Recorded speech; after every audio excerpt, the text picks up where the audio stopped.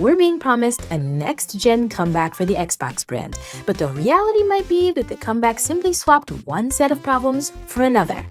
What's up, Geekly? Kikai Wafra here, and today I'm pulling out the detective's magnifying glass to examine the anniversary of the Xbox Series XS. Here's the core fact you need. When Microsoft launched the Xbox Series X and Series S back in late 2020, they pitched it as a reset, a powerful console, and a smart budget option that would make gaming accessible and forward-looking. Stronger hardware, better backwards compatibility, and a subscription service, Xbox Game Pass, promising untold value. For fans, this was hopeful. For geek culture, it felt like a platform that got it. Why does it matter? Because when a console brand promises to embrace and uplift gaming fans rather than just extract money, it's a potential win for authenticity. But if that promise fades and corporate convenience takes over, we lose more than a machine. We lose a mindset. So what's the investigation say? On the positive side, yes, the hardware is capable. The Series X and S handled next-gen features, backwards compatibility, and Game Pass offered an attractive value. But here's where my skeptic red flag waves. The blockbuster exclusive titles didn't land in the way they were promised. Big tentpoles like Halo Infinite missed launch, titles like Perfect Dark, Contraband, and Everwild were cancelled or delayed hard. Meanwhile, the strategy shifted. Microsoft moved to Xbox everywhere, putting games on PC and competitor consoles, diluting traditional exclusivity.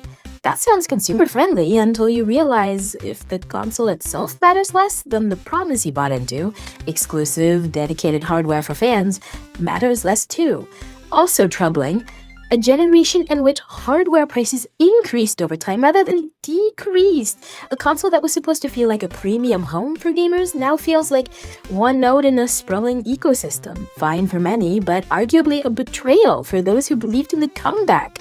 From my viewpoint, the promise served the culture at first, empowering gamers with choice, value, compatibility, but the reality drifted. The corporate roadmap substituted hardware heroism and fan-driven exclusives with platform ubiquity and ecosystem monetization.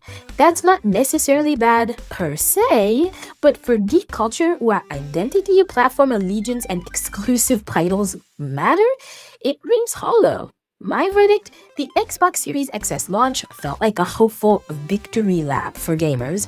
But 5 years in, the victory has been repackaged and the fans who bought into that original vision deserve better.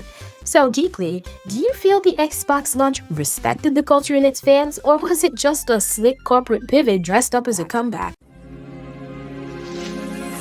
And that's a wrap, Geekly. We've surfed the digital cosmos and dodged spoilers like Jedi on speeder bikes. If you enjoyed this pixel-powered broadcast, smash that like button, subscribe, and beam your thoughts into the comments. Oh, and share with every fellow nerd in your guild. For those who want to power up my quest, the Buy Me a Coffee link is right below, stronger than a Titan's punch. Speaking of upgrades, which crazy costume or such should I rock next? Cyberpunk mech armor, or wizard tower chic? Drop your ideas. Catch you next week for another geek-fueled adventure. This was Kikai Wafra for NewsGeekly.